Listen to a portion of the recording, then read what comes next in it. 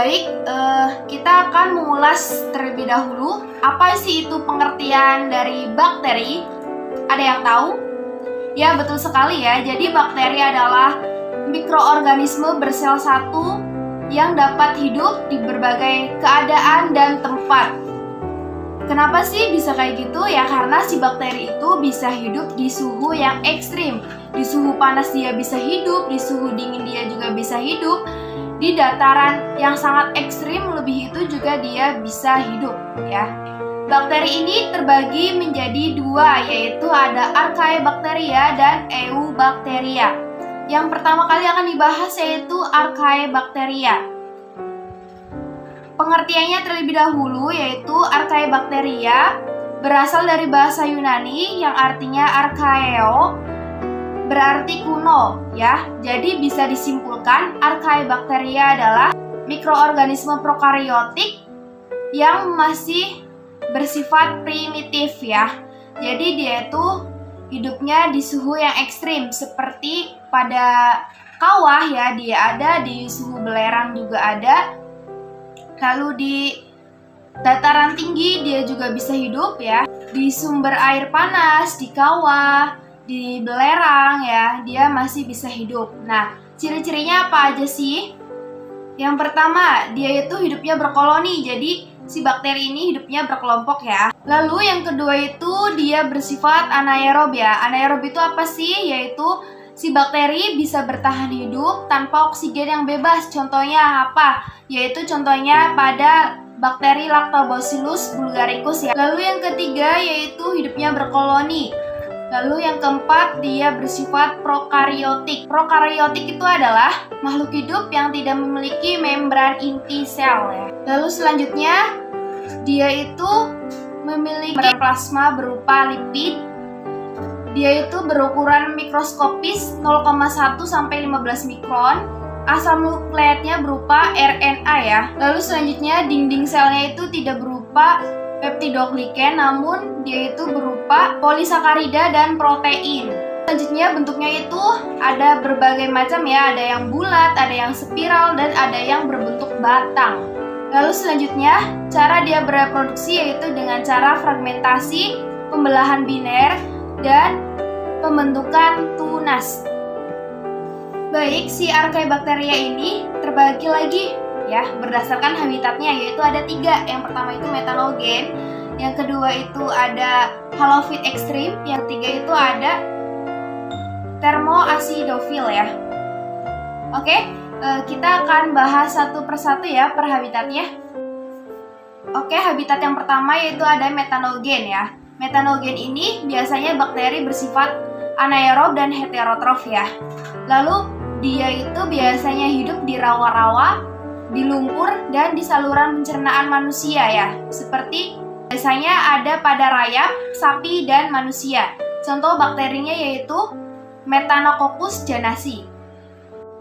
Lalu selanjutnya habitat yang kedua yaitu halofit ekstrim ya. Nah biasanya bakteri ini bersifat aerob heterotrof ya dan memiliki klorofil. Nah biasanya bakteri ini hidup di tempat berkadar garam tinggi seperti di gunung Great Elm Salt dan Laut Mati. Contohnya yaitu Halobacterium. Lanjut, habitat yang ketiga yaitu thermoacidofil ya, di mana bakteri ini hidup di lingkungan yang ekstrim, yang bersuhu tinggi dan memiliki pH-nya tinggi seperti di gunung berapi, mata air yang memiliki sulfur tinggi, dan juga kawah ya. Nah, si bakteri ini itu hidupnya dengan cara mengoksidasi sulfur ya. Contoh dari bakterinya tersendiri yaitu Sulfolobus. Halo, saya Mariamah. Di sini saya akan melanjutkan materi yaitu tentang Eubacteria.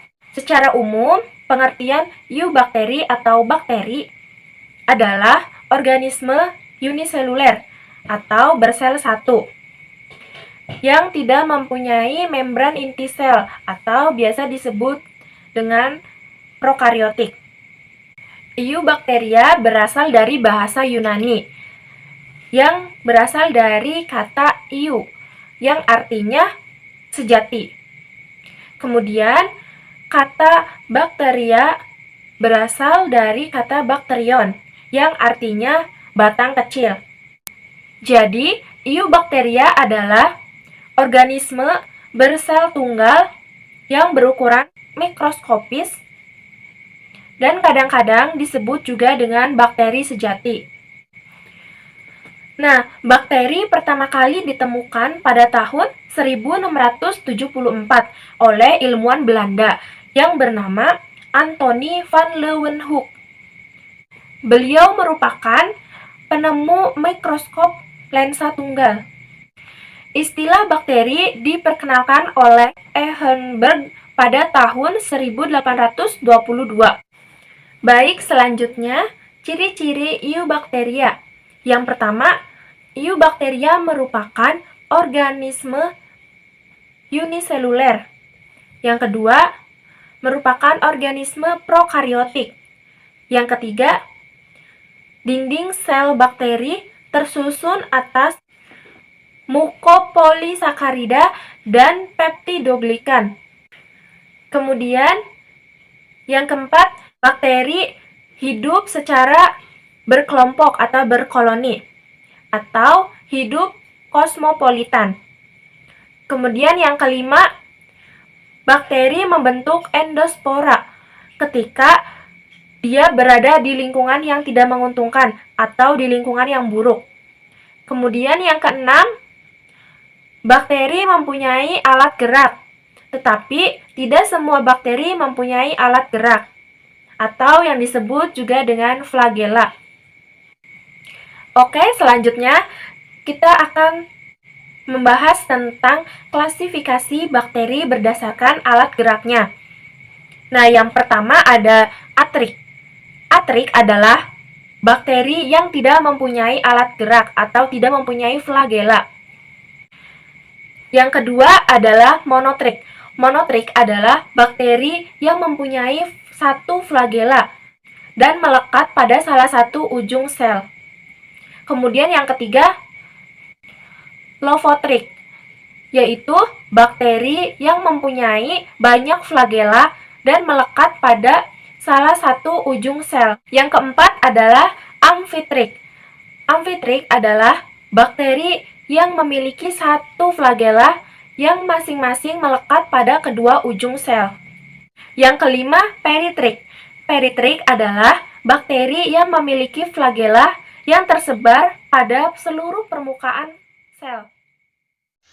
Oke, selanjutnya yaitu pembahasan mengenai pengelompokan bakteri berdasarkan cara memperoleh makanannya. Yang pertama yaitu ada bakteri heterotrof. Bakteri ini tidak dapat mengubah zat anorganik menjadi zat organik, sehingga untuk keperluan makanannya itu bergantung pada zat organik yang ada di sekitarnya. Nah, bakteri heterotrof ini dapat dibedakan menjadi dua, yaitu yang pertama parasit. Nah, parasit merupakan bakteri yang kebutuhan zat makanannya itu bergantung pada organisme lain. Contohnya yaitu Treponema yang hidup pada manusia. Yang kedua yaitu ada sapropit. Sapropit ini merupakan bakteri yang memperoleh makanannya dari sisa-sisa zat organik. Bakteri jenis ini memiliki kemampuan merombak zat organik menjadi zat anorganik. Contohnya yaitu bakteri Escherichia coli yang hidup di kolon atau di usus besar manusia. Nah, pengelompokan bakteri yang kedua berdasarkan cara memperoleh makanannya yaitu ada autotrof. Nah, bakteri autotrof ini berasal dari kata auto yang artinya sendiri dan tropein yang artinya makanan atau nutrisi. Nah, bakteri jenis ini dapat menyusun makanan untuk kebutuhannya sendiri, yaitu dengan cara mensintesis zat-zat anorganik menjadi zat organik. Nah, jenis bakteri autotrof itu terdiri dari dua. Yang pertama ada bakteri fotoautotrof dan bakteri kemoautotrof. Nah, bakteri fotoautotrof itu sumber energinya berasal dari cahaya matahari atau dengan proses fotosintesis. Contoh bakterinya yaitu pigmen hijau yang disebut dengan bakterioklorofil atau bakterioviridin. Yang kedua itu ada pigmen ungu yang disebut juga bakteriorodofin. Yang ketiga itu ada pigmen kuning yang disebut dengan karoten. Yang keempat itu ada pigmen merah yang disebut dengan bakteriofurfurin. Nah, jenis bakteri autotrof yang kedua yaitu ada bakteri kemoautotrof yang sumber energinya itu berasal dari hasil reaksi kimia. Contohnya yaitu ada bakteri nitrifikasi yang terdiri dari Nitrosomonas, Nitrosococcus, dan Nitrobacter. Nah, ada lagi yaitu bakteri Nitrospira dan Nitrosocystis. Yaitu saya Milasari dari Biologi F semester 7. Di sini saya akan mempresentasikan mengenai pengelompokan bakteri berdasarkan bentuknya. Nah, pengelompokan ini dibagi menjadi 3 bentuk atau 3 kelompok. Yang pertama itu ada Bacillus atau basil atau monobasil, ya, juga bisa juga disebut basil atau bacillus atau monobasil.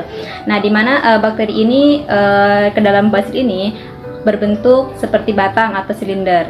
Kemudian yang kedua ada pengelompokan namanya itu kokus. Nah, kokus ini ketika bakterinya itu berbentuk bulat. Jadi ketika berbentuk bulat, nanti bakterinya itu dimasukkan ke dalam pengelompokan kokus. Kemudian yang ketiga atau yang terakhir itu ada bentuknya itu spiral atau spirillum. Di mana ketika bakterinya itu berbentuk lengkung. Ketika bakteri berbentuk lengkung, nanti akan dimasukkan ke dalam pengelompokannya itu yang bernama spiral atau spirillum. Ya, sekian dari kelompok kami. Kurangnya mohon maaf. Wassalamualaikum warahmatullahi wabarakatuh.